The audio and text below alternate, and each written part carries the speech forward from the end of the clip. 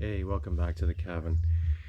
Oh, for the last week or so, I've been calling around, I think pretty much every internet provider in Canada to see whether or not I could get some sort of Wi-Fi internet up here at the cabin, or satellite, or, well, I know I'm not going to get um, what you would get, ADL or whatever it's called, because there's no phone lines up here, because in the middle of nowhere.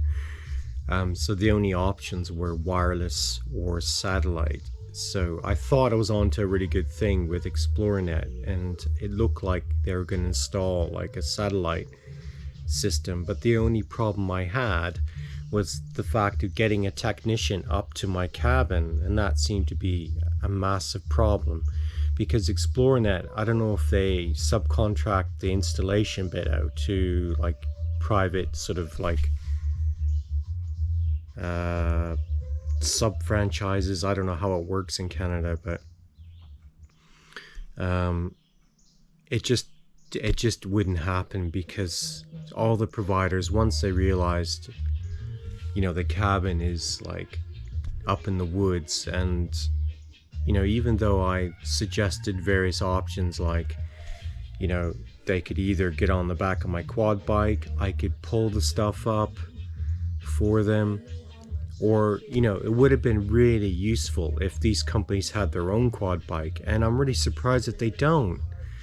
I mean, we are living in the 21st century, and you'd think that there's other people like myself who live in sort of rural areas in Canada, or remote areas in Canada for that matter, and you would think these companies would have the gear to be able to go in and fit this stuff.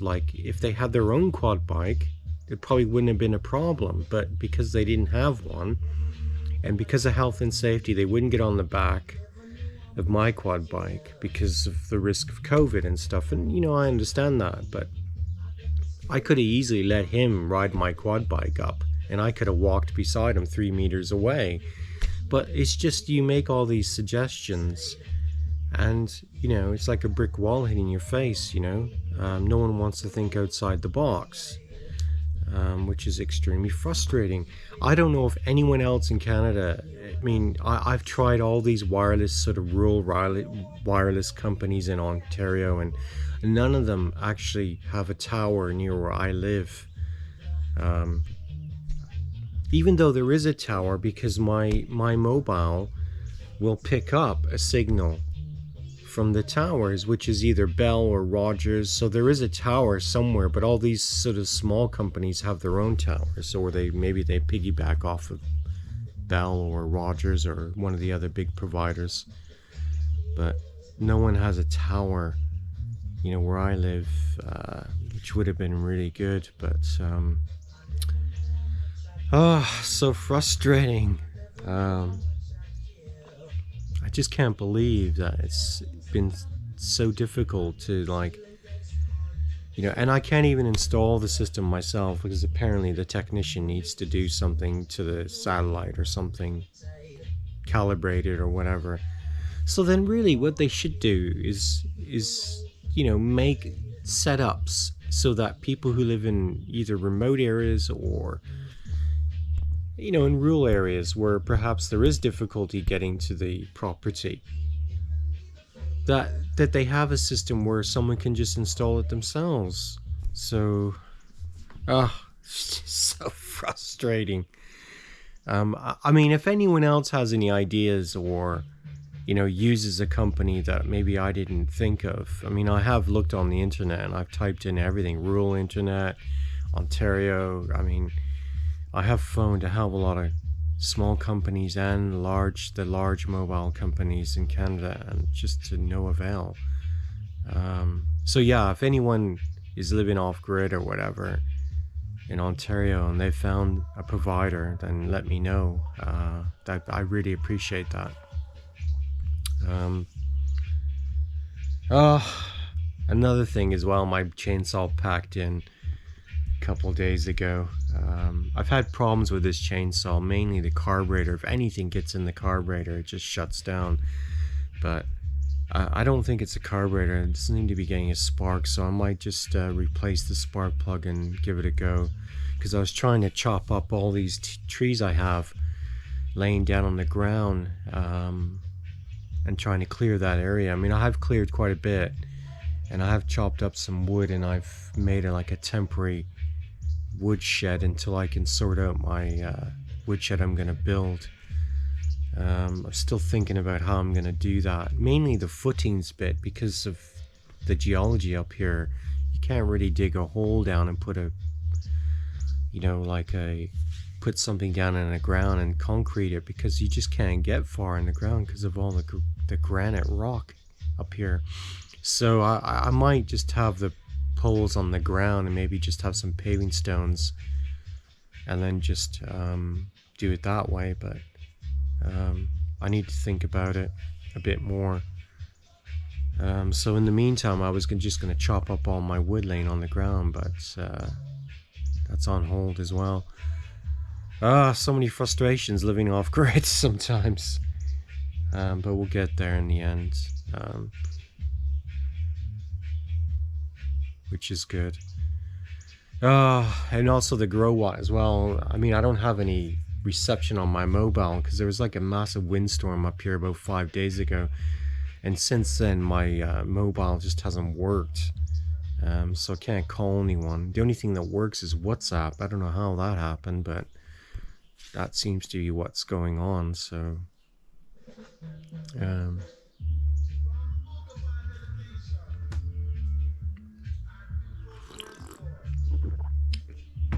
oh yeah, I'll give you an update on my grow watt.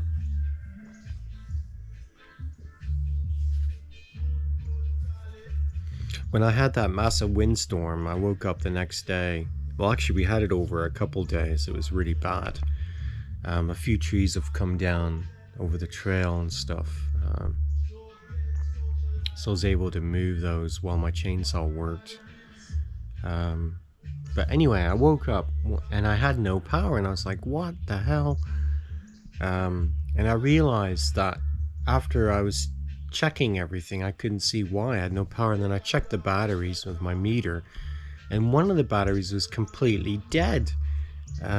So it doesn't appear that the system was equalizing correctly. So when the solar panels were charging, and when the power comes down, it wasn't charging each battery equally.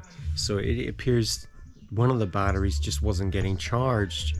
So I got my generator out and I charged each individual battery separately, and then I connected it and turned it on. It worked fine. And then on the grow watt setting, there is an equalization setting, so I turned that on. And for the last few days, it's been fine. I mean, the batteries are charged up. It takes about an hour and a half of sunlight, and pretty much all my batteries are charged, which is good. But I think I will buy, that was one of the things I noticed on all these all-in-one inverters, was that this equalization problem has happened to other people as well. So I think there is like there is something you can buy that you could put on your batteries, and it actually equalizes them. Make sure that both the batteries are charging at the same level, and that they're at the same volts. So I'm going down to the city to visit some family over the next few days, so I think I'll piggyback on someone's Wi-Fi, and then I will look at this. I can't remember what it's called, but that was something I remember reading on the internet, and I think I might buy one. And then when I come back up to the cabin, I'll shut the equalization bit off on the grow watt, and I'll just use this thing instead. So yeah, so that's where I am. But apart from that, it works fine. It's great. It's, it's not too loud. I do notice the fans a little bit when the sun is on the panels and it's kicking out a kilowatt of power. Then the fans are on, but it's not exceptionally loud. And then once my batteries are fully charged, I can't hear it. I think it just turns down the volts coming in, and then it just floats my batteries. And then whatever I use in the house, I guess it's just being fueled by the solar panels, which is great. I love looking at that thing because it tells me, you know, how many watts are coming in and how much energy, free energy I'm getting. Well, it's not actually free energy because I paid for all this money for the solar system, but to me, living up here when I'm not connected to the grid, it's really great just looking at all that. You know, in the middle of the night, if there's a storm or whatever, and people in some of the smaller areas, they're relying on the grid. They go down all the time up here. You know, there's a storm. I believe 6 days ago when you had that windstorm, there was loads of properties that didn't have any power because, you know, all these trees just get blown over with these high winds. But me, you know, touch wood, I'm gonna be fine up here. Okay, anyway, I gotta go. I got things to do. So if anyone knows of any sort of like internet providers in Canada that do remote or rural areas, please can you contact me? Okay, anyway, I gotta go. Take care. Cheers for watching. Bye.